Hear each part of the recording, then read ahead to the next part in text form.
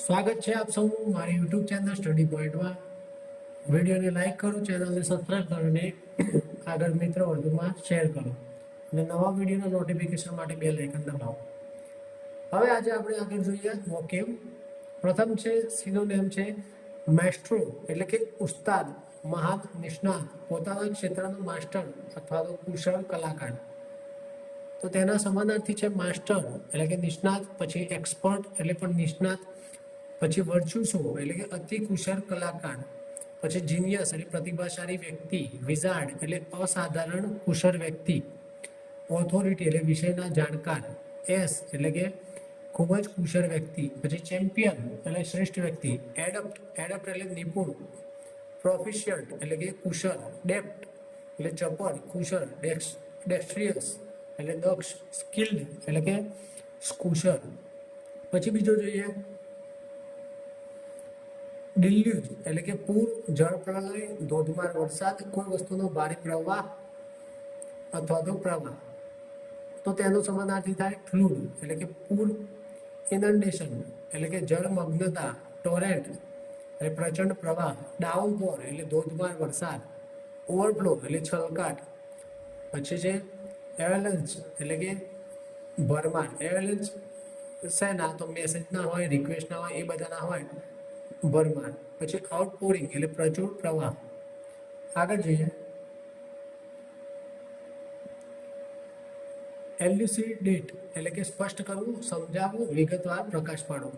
તો તેનો સમાનાર્થી થાય એક્સપ્લેન એટલે સમજાવવું, ક્લેરિફાય એટલે સ્પષ્ટ કરવું, ઇન્ટરપ્રિટ એટલે કે અર્થ સમજાવવું, એક્સપાઉન્ડ એટલે વિસ્તૃત સમજાવવું, ઇલ્યુસ્ટ્રેટ એટલે ઉદાહરણથી સમજાવવું, એલિમિનેટ કન્ફ્યુઝન એટલે કે ગૂંચવણ દૂર કરવી, મેક ક્લિયર સ્પષ્ટ કરવું, શેડ લાઇટ ઓન એટલે કે પ્રકાશ પાડવો.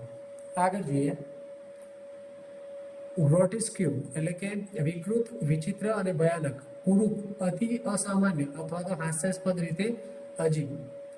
તેના સમાનાર્થી છે અગલી એટલે કે કદરૂપું, ડિફોર્મ એટલે વિકૃત, ડિસ્ટોર્ટેડ એટલે વાંકું ચૂકું, વિકૃત. પછી મોન્સ્ટ્રુઅસ એટલે કે ભયાનક, રાક્ષસી, બિઝારે એટલે વિચિત્ર, હિડિયસ અત્યંત કદરૂપું, ફ્રેકિશ એટલે અસામાન્ય વિચિત્ર, પછી ગાસ્ટલી એટલે ભયજનક. આગળ વધીએ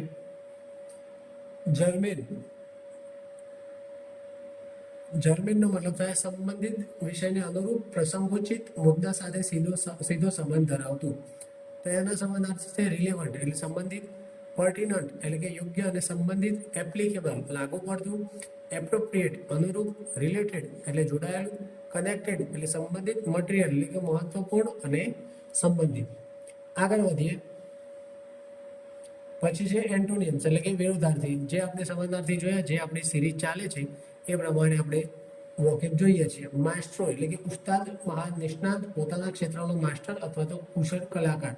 તો તેના વિરોધી થાય નોવાઇસ એટલે કે નવ શીખી, મતલબ નવ શીખતું હોય તેવો વ્યક્તિ. પછી બિગિનર એટલે શરૂઆત કરનાર, એમેચ્યોર એટલે કે બિન વ્યવસાયિક, લર્નર એટલે વિદ્યાર્થી અથવા તો શીખનાર, ટ્રેની એટલે તાલીમાર્થી, ઇનએક્સપર્ટ એટલે અનભિજ્ઞ એટલે કે કુશળ ન હોય તેવો. પછી અનસ્કિલ્ડ પર્સન એટલે કે અકુશળ વ્યક્તિ. આગળ જોઈએ ડિલ્યુજ એટલે કે પૂર, જળ પ્રલય, ધોધમાર વરસાદ, કોઈ વસ્તુનો ભારે પ્રવાહ અથવા તો પ્રવાહ. તો તેનો વિરોધી થાય ડ્રાઉટ એટલે કે દુષ્કાળ, ડ્રાયનેસ એટલે શુષ્કતા, સ્કાર્સિટી એટલે અછત, પછી શોર્ટેજ એટલે તંગી, અને ડિહાઇડ્રેશન એટલે નિર્જલીકરણ.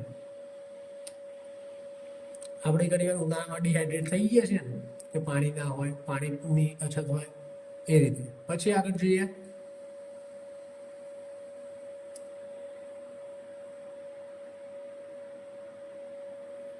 એલ્યુસિડેટ એટલે કે સ્પષ્ટ કરવું, સમજાવવું, વિગતવાર પ્રકાશ પાડવું. તો તેનો વિરોધી થાય કન્ફ્યુઝ એટલે ગૂંચવવું, ઓબ્સ્ક્યુર એટલે અસ્પષ્ટ બનાવવું, કોમ્પ્લિકેટ એટલે જટિલ બનાવવું, મડલ એટલે કે ગૂંચવણ ઊભી કરવી, મિસલીડ એટલે ગેરમાર્ગે દોરવું, ક્લાઉડ એટલે અસ્પષ્ટ કરવું. ક્લાઉડ એટલે વાદળ થાય અને બીજું થાય અસ્પષ્ટ કરવું એટલે કે આકાશમાં જોઈએ તો વાદળમાં કશું દેખાય ના, એ અર્થમાં અહીંયા વપરાયેલું છે. પરંતુ ક્લાઉડ એટલે અસ્પષ્ટ કરવું પણ થાય. આગળ વધીએ ગ્રોટેસ્ક્યુ એટલે કે વિકૃત, વિચિત્ર અને ભયાનક, કુરૂપ, અતિ અસામાન્ય અથવા તો હાસ્યાસ્પદ રીતે અજીબ. એટલે કે વિચિત્ર હોય તો તેનો વિરોધી શું થાય? બ્યુટીફુલ એટલે સુંદર, એટ્રેક્ટિવ એટલે કે આકર્ષક, લવલી એટલે મનોહર, એલિજન્ટ એટલે કે એલિગન્ટ એટલે લવલી, મનોહર, એલિગન્ટ એટલે ભવ્ય, સુગંધ, પ્લીઝન્ટ એટલે આનંદદાયક, ગ્રેસફુલ એટલે સૌમ્ય, સુંદર. પછી છે જળમેદ એટલે કે સંબંધિત વિષયને અનુરૂપ પ્રસંગોચિત મુદ્દા સાથે સીધો સંબંધ ધરાવતું. તો તેનો વિરોધી છે ઇરિલેવન્ટ એટલે અસંબંધિત, ઇમ્પર્ટિનન્ટ એટલે વિષય સાથે અસંબંધિત, ઇનએપ્લિકેબલ એટલે લાગુ ન પડતું, અનરિલેટેબલ એટલે કે સંબંધ ન ધરાવતું. પછી ઇનએપ્રોપ્રિએટ અનુચિત, એક્સ્ટ્રાનિયસ એટલે કે બિનજરૂરી અથવા તો બહારનું. જો અહીંયા ઈ આઈ આર વધારાનું પેલો પ્રત્યય લાગ્યો, પછી અહીંયા ઇમ લાગ્યું, અહીંયા આઈએન લાગ્યો, અહીંયા અન લાગ્યો યુએન. તો એ બધા પ્રત્યય લાગીને આપણે કેટલીક વાર સમાનાર્થીના વિરોધાર્થી બનાવી શકીએ છીએ. આગળ જોઈએ ઇડિયમ્સ જોઈએ. ઇડિયમ્સ એટલે કે રૂઢિપ્રયોગ. થ્રુ થીક એન્ડ થિન એટલે કે સુખ દુઃખમાં સાથે રહેવું, દરેક પરિસ્થિતિમાં સાથ આપવો. In good times and bad times, under all circumstances એટલે દરેક સિચ્યુએશનમાં. પછી ઓલવેઝ સપોર્ટિવ, ફેથફુલ અને લોયલ તેવા મિનિંગ થાય છે. અહીંયા વાક્ય જોઈએ my best friend stood by me through thick and thin મતલબ કે મારો શ્રેષ્ઠ મિત્ર સુખ દુઃખમાં મારી સાથે રહ્યો. બીજું વાક્ય છે parent support there children through thick and thin એટલે કે માતા પિતા પોતાના બાળકોને દરેક પરિસ્થિતિમાં સાથ આપે છે.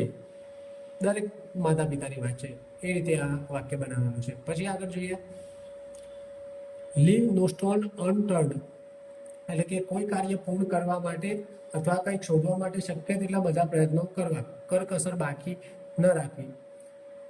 To make every possible effort to achieve something or find something એટલે કંઈક મેળવવા માટે બનતા દરેક પ્રયત્ન કરવા. ડુ વન્સ અટમોસ્ટ એટલે કે દરેક કોઈ કસર બાકી મૂકવી નહીં. પછી સ્પેર નો એફર્ટ, સ્પેર એટલે આપણે ગાડીમાં સ્પેર વ્હીલ આવે છે ને, સ્પેર એટલે કે એક્સ્ટ્રા વાપરવા, એ રીતે અહીંયા સ્પેર વાપર્યું છે. સ્પેર નો એફર્ટ એટલે કે તમારા જે એફર્ટ હોય એ કે બાકી રાખવો નહીં. પછી ટ્રાય એવરી પોસિબલ વે એટલે કે દરેક પોસિબલ હોય તે રસ્તાઓ કરવા. તો અહીંયા વાક્ય આપ્યું છે the police left no stone unturned to find the missing child મતલબ ગુમ થયેલા બાળકને શોધવા માટે પોલીસે કોઈ કસર બાકી રાખી નથી. પછી છે she left no stone unturned to pass the examination મતલબ કે પરીક્ષા પાસ થવા માટે તેણે તમામ પ્રયત્નો કર્યા અથવા તો પરીક્ષા પાસ થવા માટે તેણે કોઈ પણ કસર છોડી ન હતી. પછી આગળ જોઈએ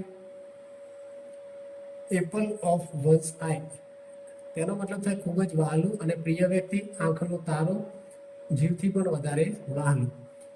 અહીંયા આપી છે a person who is loved very much and is extremely precious to someone એટલે કોઈ માટે કોઈ વ્યક્તિ બહુ જ ખાસ હોય, પ્રિશિયસ હોય. પછી બિલવ એટલે કે પ્રેમાળ, વાલી, પછી ડાર્લિંગ, ફેવરેટ, ચેરિશ્ડ વન એટલે કે પોતાનું જીવથી વાલું. તેનો મતલબ થાય એપલ ઓફ વન્સ આઈ એટલે કે ખૂબ જ પ્રિય વ્યક્તિ. અહીંયા વાક્ય આપ્યું છે his daughter is the apple of his eye મતલબ કે તેની દીકરી તેની આંખનું તારું છે મતલબ કે તેના માટે બહુ વાલી છે એવું કહેવાય. આગળ જોઈએ by hook or by crook એટલે કે ગમે તે રીતે યોગ્ય કે અયોગ્ય કોઈ પણ ઉપાયથી કોઈ પણ ભોગે કામ કરવું, ગમે તે રીતે કોઈ પણ ભોગે સારું કે ખરાબ કોઈ પણ ઉપાયથી કામ પૂરું પાડવું. અહીંયા આનો મિનિંગ પેલો થાય સામ દામ દંડ ભેદ કોઈ પણ રીતે કામ કરવું એ રીતે. By hook or by crook એટલે કે by any means possible, whether fair or unfair, fair એટલે કે યોગ્ય અને અનફેર એટલે કે અયોગ્ય એટલે કે યોગ્ય હોય કે અયોગ્ય કરવું તો છે જ કામ. પછી સમ હાવ એટલે ગમે તે રીતે, એટ ઓલ કોસ્ટિસ એટલે કે કોઈ પણ કિંમતે કામ કરવું. અહીંયા વાક્ય આપે છે he was determined to win the election by hook or by crook એટલે કે તે ગમે તે રીતે ચૂંટણી જીતવા માટે દ્રઢ નિશ્ચય કરેલો હતો. ડિટરમાઇન્ડ એટલે નિશ્ચય કરવો, તો ઇલેક્શન જીતવા માટે તેને દ્રઢ નિશ્ચય કરેલો હતો. આગળ જોઈએ રીડ બિટવીન ધ લાઇન્સ એટલે કે કહેલી કે લખેલી વાતનો છુપાયેલો અર્થ સમજવો, સ્પષ્ટ રીતે ન કહેવાયેલી વાતને સમજી લેવી, ઈશારો સમજી જવો, છુપાયેલો અર્થ પકડી લેવો. રીડ બિટવીન ધ લાઇન્સ એટલે કે કોકના ચહેરા પરથી ભલે બોલે ના પરંતુ આપણે સમજી જઈએ તે વાત કહેવા માંગે છે. To understand the hidden meaning of something that is not stated directly. Stated એટલે ડાયરેક્ટલી કીધું ના હોય પરંતુ આપણે સમજી જઈએ ત્યારે આપણે આ ઇડિયમ વાપરીએ છીએ. પછી ઇનફેર, અન્ડરસ્ટેન્ડ ધ હિડન મિનિંગ એટલે કે છુપાયેલો અર્થ સમજી જવું. Read implied meaning. અહીંયા વાક્ય આપેલા છે, if you read between the lines of his letter you can see that he is unhappy. મતલબ કે જો તમે તેના પત્રનો છુપાયેલો અર્થ સમજો તો તમને ખબર પડશે કે તે દુઃખી છે. અને બીજું વાક્ય છે, you need to read between the lines to understand her real feelings. મતલબ કે તેની સાચી લાગણી સમજવા માટે તમારે તેની વાતનો અંદરનો અર્થ સમજવો પડશે. એટલે કે તમારે એનો છુપાયેલો જે અર્થ છે એ સમજવો પડશે એની લાગણીઓ સમજવા માટે. આગળ જોઈએ. ઓકે, તો આજે આટલા સુધી રાખીશું. આપણે જોયા વોકેબમાં સમાનાર્થી, વિરોધાર્થી અને ઇડિયમ્સ. હવે મળીશું નવા લેક્ચરમાં નવા ઇડિયમ સાથે. આભાર.